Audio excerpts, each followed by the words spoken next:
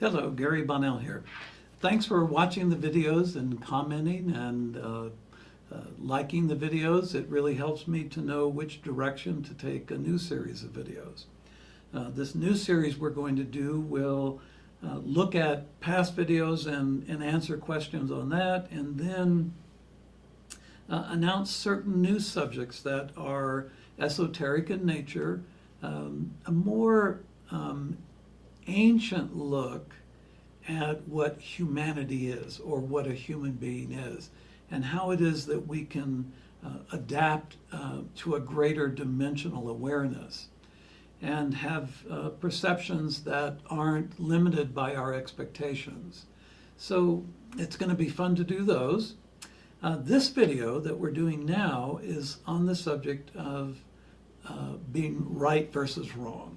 And I've had a lot of questions on that to give a little bit more information on it. So right versus wrong changes as we progress, humanity progresses through time. Our technologies, everything that we experience in life really does affect what we believe is right or wrong. And different cultures.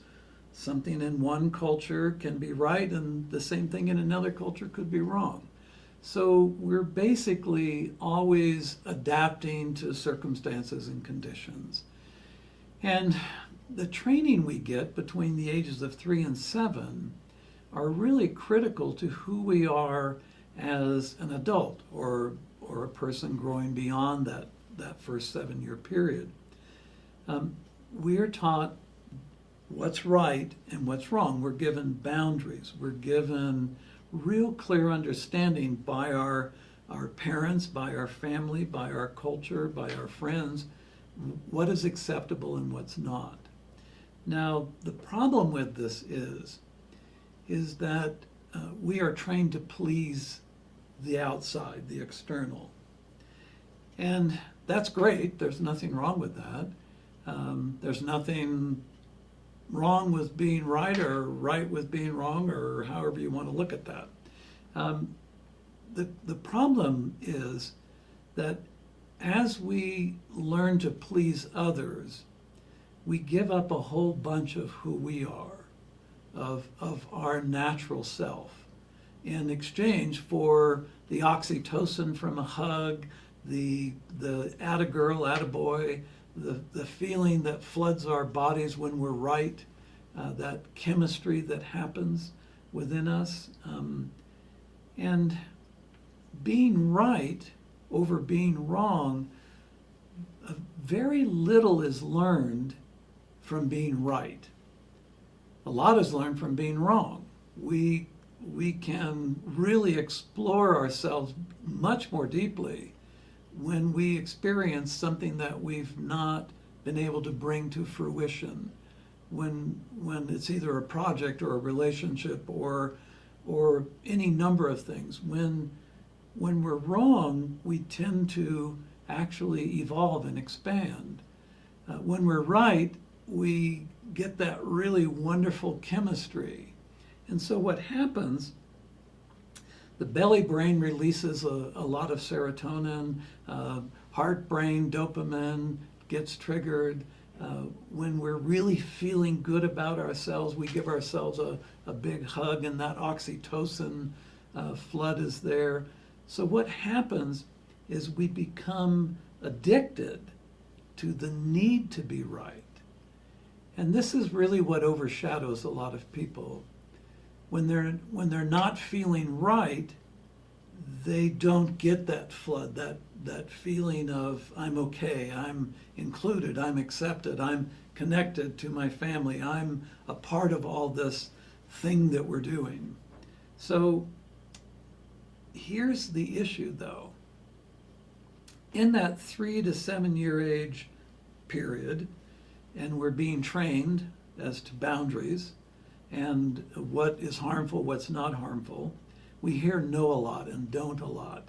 And that's not right, do it this way. So the initial training is on how wrong we are. And then if we start getting it right, that's when we start getting those happy chemicals and that big experience. The problem with that is, after the age of 7, all of that training goes subconscious, and it becomes part of our base program.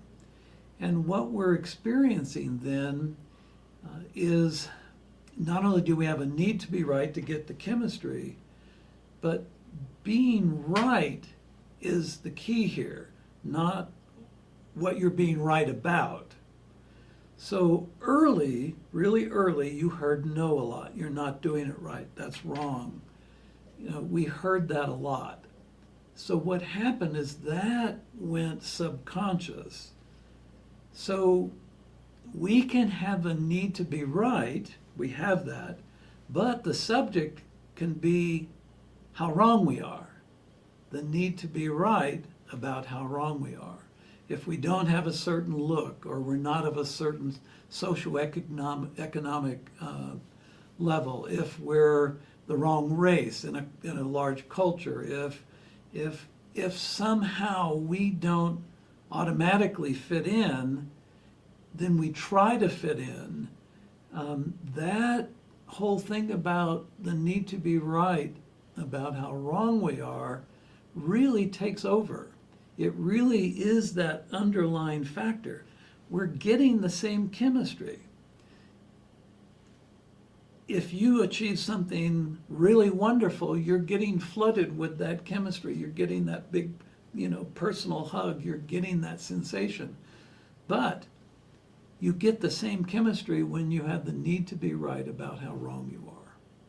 And this is the problem, because the need to be right about how wrong you are takes you into a deeper and deeper, more narrow space of being. And that low self-esteem can actually become quite a barrier in exploring who you are, you exploring who you are, and you manifesting the reality that you want.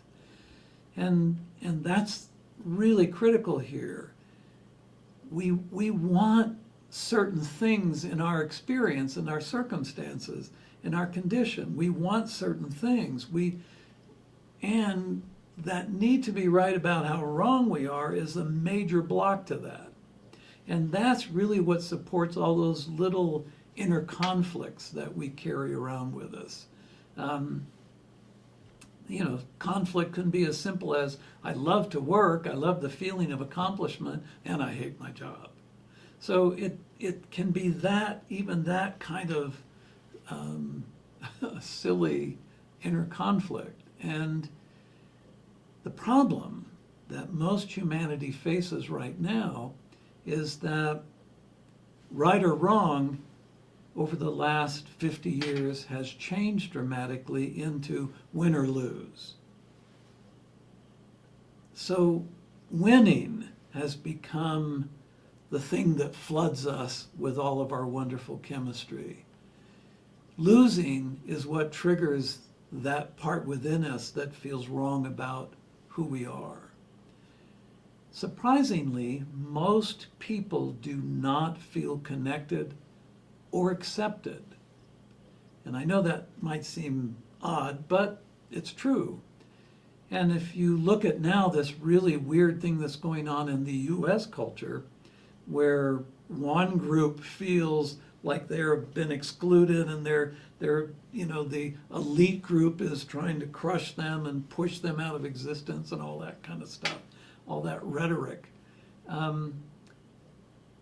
All the things that we don't like about ourselves, we project outward onto others, either other people or circumstances or conditions. The world is really this wonderful mirror for us to see ourselves. We project out what we like about ourselves, we project out what we don't like about ourselves. Unfortunately, because most people don't feel accepted for who they are, they still have to please others to be included. It's hard to be themselves. The problem is, win or lose, that's an incredibly destructive path that we've gone down. One side's going to win, one side's going to lose. We don't have to go very far back in our history to see that.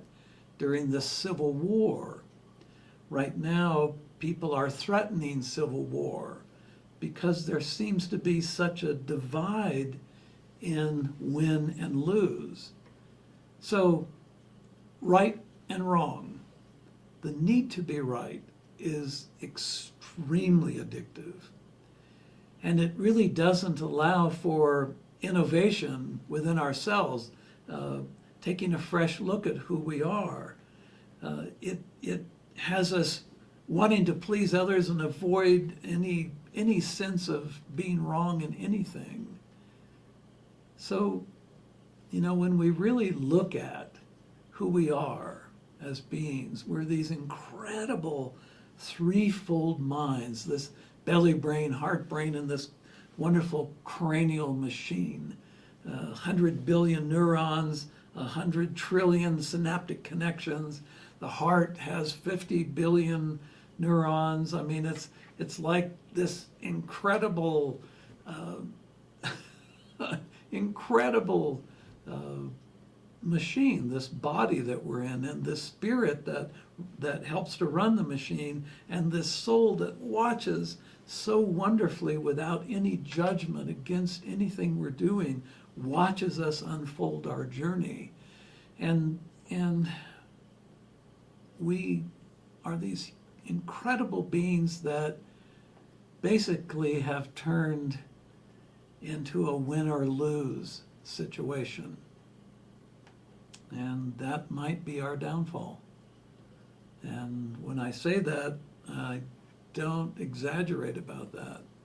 In the Akasha, there shows a turning point for us that we've gone through, but there is also a fork in the road up ahead, and we're either going to go this way or this way. And this way will mean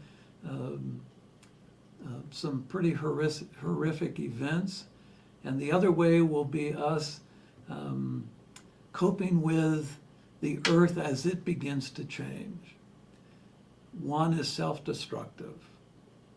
The other is surviving the natural course of our planet. So, right versus wrong, win versus lose. The need to be right is paramount in people's lives. It means they're not separated and alone if they can please others. So, thanks for listening. I look forward to your comments.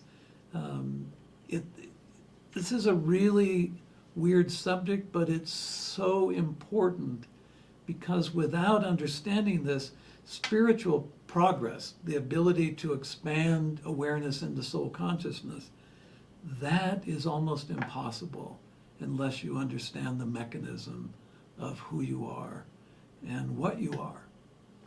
So, thanks for watching. Bye for now. ご視聴ありがとうございます。次の動画でお会いしましょう。Thank you for watching. See you in the next video.